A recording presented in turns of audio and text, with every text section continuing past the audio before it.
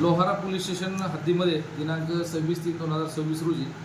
एक पांढरं कवड्यावरून एक ट्रक आला तुरीने भरलेला, ज्यामध्ये 250 क्विंटल तूर होती. ती धान्य गोळामध्ये या ठिकाणी लागलेली असताना दोन अनोळखी इसम त्या ट्रकमध्ये चढले आणि चाकूचा धाक दाखवून ट्रकमध्ये झोपलेला 18 वर्षाचा युवक याला दमदाटी करून मारहाण करून या ठिकाणी ट्रक हा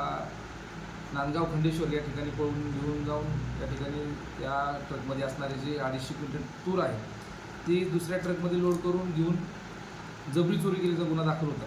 सदर गुन्ह्याच्या अनुषंगाने त्या मार्गावरील आपण आतापर्यंत CCTV फुटेज आणि तांत्रिक तपास याच्या आधारावरती काही संशयित इसम ताब्यात घेतले. त्यामध्ये प्रामुख्याने आरोपी क्रमांक 1 कलीमुद्दीन ख्वाजा मिराजुद्दीन, मोहम्मद अक्रम, मोहम्मद सलीम बाळापुरे, सलीमुद्दीन कलमुद्दीन, सर्व राहणार कारंजा वाशिम, आणि 4 नंबरचा जो आरोपी आहे इम्रान हसन अब्दुल हसन दारवा रोड कारंजा, या चौघांना ताब्यात घेऊन सदर गुन्ह्याबाबत कौशल्याने या ठिकाणी विचारपूस केली. आरोपींनी गुन्ह्याची कबुली दिल्यानंतर गुन्ह्यामध्ये चोरलेली जी तूर होती 250 क्विंटल, जी 2-3 ठिकाणी त्यांनी विकली होती, ती सर्व या ठिकाणी पंचांसमक्ष जप्त आणि रिकव्हरी करण्यात यश या ठिकाणी लोहारा पोलिसांना मिळालेलं आहे.